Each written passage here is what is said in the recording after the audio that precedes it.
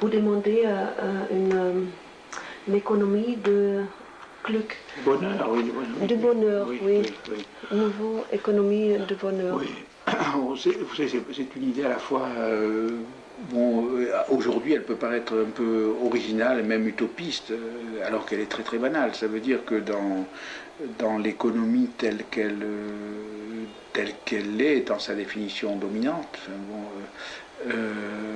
on prend en compte les coûts et les profits, etc. Mais comme on élimine les coûts sociaux et les profits sociaux, c'est-à-dire tout ce qui n'est pas, par exemple, tout ce qui n'est pas quantifiable, tout ce qui n'est pas calculable, tout ce qui n'est pas anticipable par le calcul, etc., etc., bon, ben, on sous-estime beaucoup les coûts et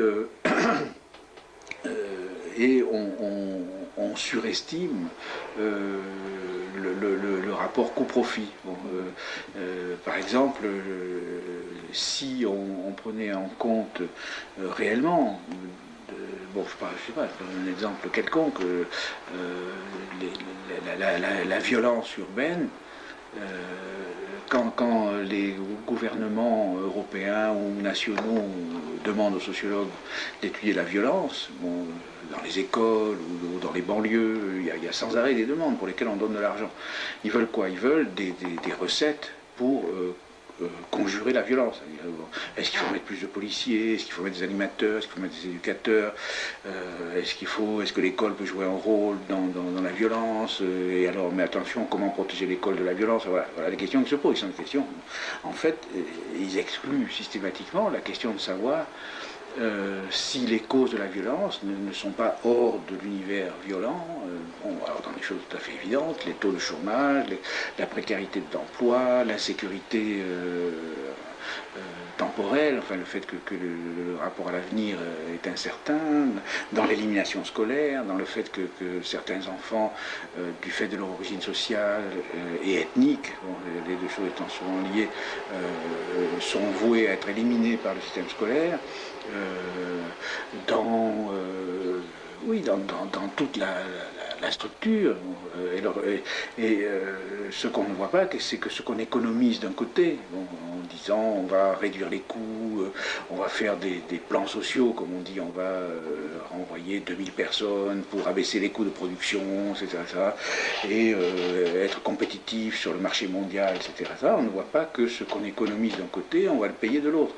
Et que ces 2000 personnes, surtout si ce sont des jeunes, etc., jetées au chômage, vont consommer des tranquillisants, devenir alcooliques, consommer de la drogue, devenir dealer, puis killer, puis occuper des policiers, occuper des... Alors si on faisait l'équilibre de tous les coûts induits par des économies de coûts purement économiques, on s'aperçoit que c'est de la très mauvaise économie. Voilà, c'est tout. Et moi je dis, ce qu'on fait, c'est de la très mauvaise économie. C'est une économie fondée sur la dissociation de l'économique et du social. Et le social, c'est de l'économique. Voilà. Voilà.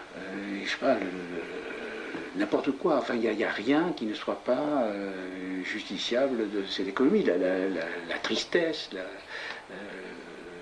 joie, le bonheur, le plaisir de vivre, le plaisir de se promener dans les rues sans être attaqué, la qualité de l'air qu'on respire, bon, tout ça, c'est de l'économie. Bon.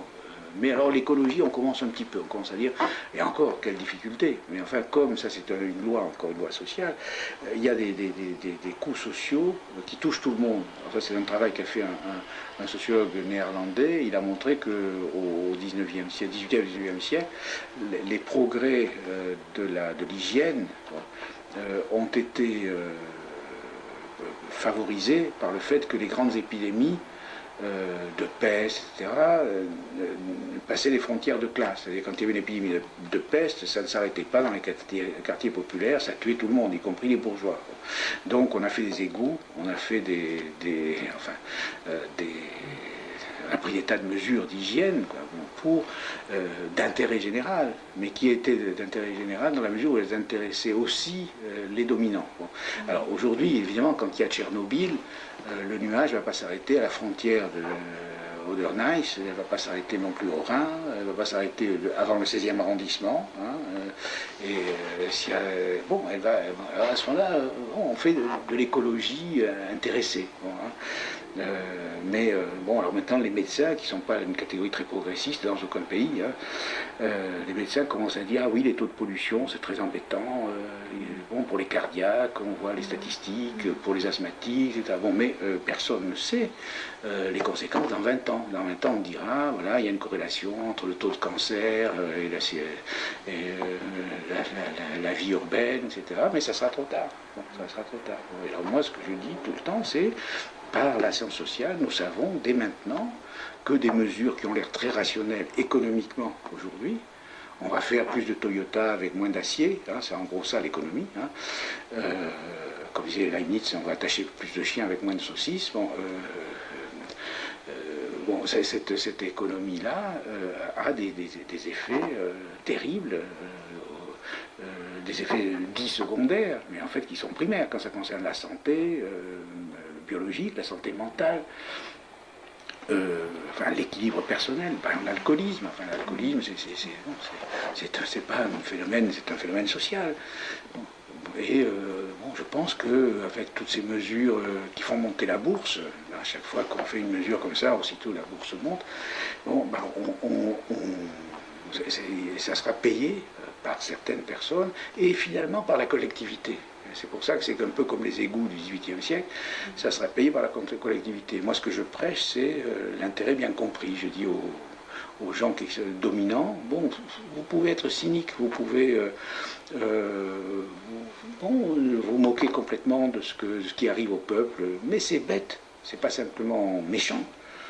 Après tout, moi je ne suis pas moraliste, si ça vous plaît d'être bien, mais c'est bête, parce que ben, vous allez être comme en Californie, dans des espèces de ghettos dorés, avec des vigiles, vous ne pourrez pas sortir, il faudra des chiens de garde, il faudra des systèmes de défense partout, vous allez être dans une espèce de forteresse assiégée, entourée par une violence que vous aurez produite vous-même. Voilà. Bon, alors bien sûr, le système est très puissant et la réponse est, jusqu'à présent, c'est under control. Ils ont je ne sais plus combien de millions de Noirs en prison. Bon, mais voilà.